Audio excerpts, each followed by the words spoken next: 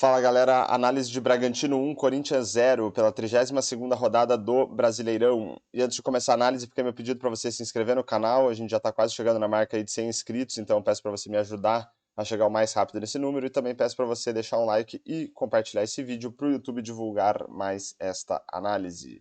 Então vamos lá, começando pelo desempenho, pelo comportamento das equipes em campo, a gente vê aqui o Bragantino com 55% de posse de bola e o Corinthians com 45%.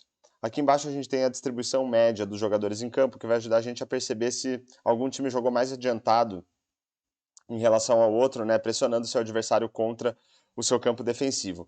E a gente pode substituir aqui os jogadores por duas linhas que representam o avanço médio das duas equipes. A gente vai ver aqui a linha do Bragantino mais próxima do meio de campo do que a do Corinthians. Isso mostra aí que o Bragantino de fato jogou mais adiantado dentro do campo.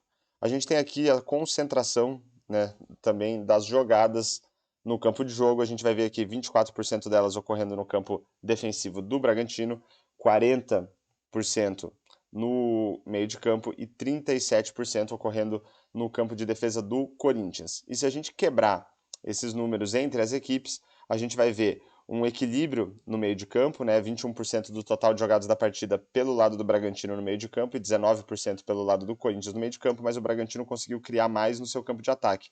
17% das jogadas no campo de ataque, do total de jogadas da partida, foram do Bragantino no seu campo de ataque e apenas 8% do total de jogadas da partida foram do Corinthians no seu campo de ataque.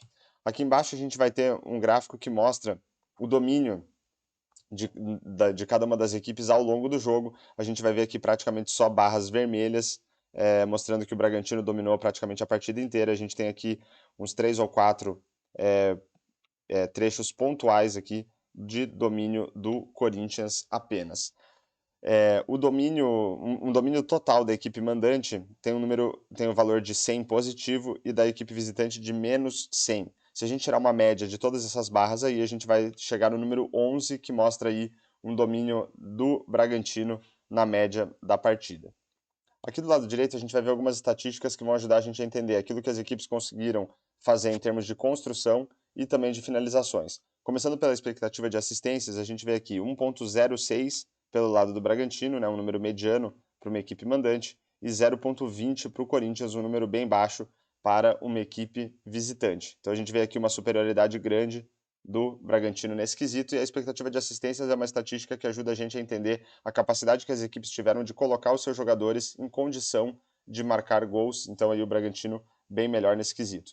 Em termos de finalizações, também superioridade do Bragantino, 19, um número relativamente alto para uma equipe mandante, contra 9 do Corinthians, um número relativamente baixo para uma equipe visitante, aí também superioridade do Bragantino. Mas só olhar para a quantidade de finalizações não diz muito para a gente sobre a qualidade das oportunidades que as equipes criaram, nem das finalizações propriamente ditas. Então, para isso, a gente vai olhar para a expectativa de gols, que é uma estatística que ajuda a gente a projetar o placar esperado por uma equipe com base na qualidade das oportunidades criadas, e também a expectativa de gols pós-chute, que vai considerar também a qualidade das finalizações nessa projeção. Então, pelo lado do Bragantino, a expectativa era de marcar 0.96 gols com base na qualidade das oportunidades criadas, e o Corinthians 0.27. Números baixos aí para as duas equipes, mas um número bem superior para o Bragantino em relação ao Corinthians. Quando a gente considera a qualidade das finalizações também, o número do Bragantino sobe para 1.16 e do Corinthians para 0.46, então ainda assim o Bragantino levando uma vantagem grande em termos de expectativa de gols pós-chute, né, considerando a qualidade das finalizações. Quando a gente compara a expectativa de gols pós-chute com a expectativa de gols, a gente vai ter uma medida do desempenho das finalizações, né, das duas equipes em termos de finalizações. Os números são bem próximos para as duas equipes, né, 0.20 para o Bragantino e 0.19 para o Corinthians, o que mostra aí que os atacantes conseguiram elevar a expectativa de gols dos seus times com base na qualidade das finalizações, mas de qualquer forma números medianos aí, né, desse acréscimo na expectativa de gols. E quando a gente compara a expectativa de gols pós-chute com o número de gols marcados, a gente vai ter uma medida do desempenho dos goleiros na partida. Então a expectativa era que o Bragantino marcasse 1.16 gols e conseguiu marcar um gol. Então a diferença aí é de menos 0.16, que mostra um desempenho praticamente neutro do goleiro do Corinthians, que tomou o número de gols esperado, com base na qualidade das finalizações que ele recebeu em gol. Por outro lado, a expectativa era que o Corinthians marcasse 0,46 gols, não marcou nenhum. Então, essa diferença aí de menos 0,46 mostra um desempenho relativamente bom do goleiro do Bragantino, que tomou aí menos gols do que o esperado. Colocando esses números em gráficos, né, nesses gráficos de barra aqui embaixo, a gente vai ter uma ideia de como que o placar das equipes foi construído. Então, pelo lado do Bragantino, a gente vê que a maior barra aqui é a barra de oportunidades, que mostra que praticamente o placar do Bragantino, né, de um gol marcado, se baseou aí muito na qualidade das oportunidades que foram criadas.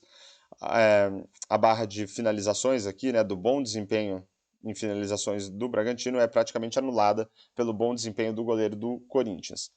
Por outro lado, né, a gente vê aqui as barras de oportunidades e qualidade de finalizações do Corinthians praticamente com o mesmo tamanho, mas elas são anuladas pelo bom desempenho do goleiro do Bragantino. Então, tudo aquilo que o Corinthians construiu em termos de oportunidades e qualidade de finalizações foi anulado pelo bom desempenho do goleiro do Bragantino e o Corinthians ficou aí estacionado com 0 gols.